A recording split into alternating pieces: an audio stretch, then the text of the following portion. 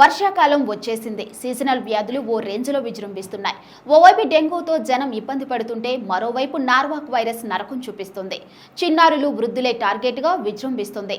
అసలు ఇంతకీ ఏంటి నార్వాక్ వైరస్? ఈ వైరస్ లక్షణాలు ఎలా ఉంటాయి? నార్వాక్ రాకుండా తీసుకోవాల్సిన జాగ్రత్తలేంటి? ఈ రోజు తెలుసుకుందాం. రాష్ట్ర వ్యాప్తంగా వర్షాలు దంచికొడుతున్నాయి. వర్షాలతో పాటు కొత్త రకం వైరస్లు వచ్చేశాయి. జనాలపై దాడి చేస్తున్నాయి. ప్రస్తుతం నార్వాక్ వైరస్ నరకం చూపిస్తుంది.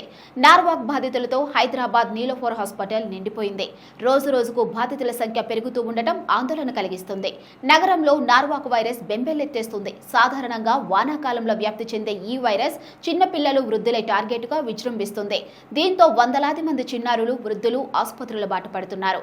జ్వరం, వాంతులు, విరోచనాలు, డీహైడ్రేషన్, కడుపులో వాపు, తలనొప్పి, ఒళ్ళు నొప్పులతో హాస్పిటల్కి క్యూ కడుతున్నారు. బాధితుల్లో ఎక్కువ మంది చిన్నారులే ఉండటం మరింత ఆందోళన కలిగిస్తుంది. గత కొన్ని రోజులుగా హైదరాబాద్లోని నీలోఫర్ ఆసుపత్రికి నార్వాక్ బాధితులు క్యూ కడుతున్నారు. లక్షణాలు తీవ్రంగా ఉంటే ఆసుపత్రిలో చేర్పించి చికిత్స అందిస్తున్నారు వైద్యులు. మరీ ముఖ్యంగా చిన్నారుల విషయంలో చాలా జాగ్రత్తలు తీసుకోవాలంటున్నారు వైద్యులు.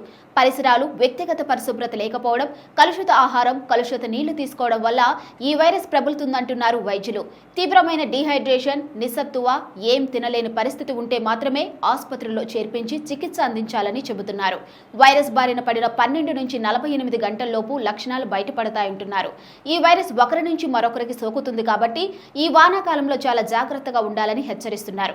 మొత్తంగా వర్షాకాలం పూర్తయ్యే వరకు చాలా జాగ్రత్తగా ఉండాలని సూచిస్తున్నారు డాక్టర్లు.